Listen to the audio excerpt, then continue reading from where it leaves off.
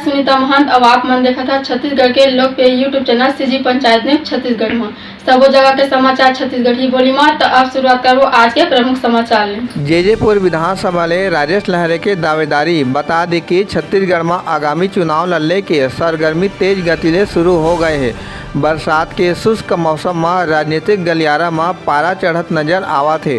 Ticket के दावेदार मन अब दावा और वादा करना शुरू कर दिए हैं। अखिल भारतीय राष्ट्रीय कांग्रेस के महासचिव छत्तीसगढ़ प्रदेश प्रभारी आगामी विधानसभा चुनाव से 17 ले 22 अगस्त तक ब्लॉक अध्यक्ष के पास में आवेदन जमा करे के फरमान जारी कर दिए हैं। तो वहीं आप मन बता दें कि 20 अगस्त तक के जेजेपुर विधानसभा क्षेत्र ले कांग्रेस उम्मीदवारी व जिला पंचायत सदस्य प्रतिनिधि हसौद ब्लॉक कांग्रेस कमेटी के उपाध्यक्ष राजेश लहरे वरिष्ठ कांग्रेस जनसंघ जेजेपुर विधानसभा ले उम्मीदवारी के आवेदन ब्लॉक अध्यक्ष के पास आवेदन जमा कर दावेदारी करीन है।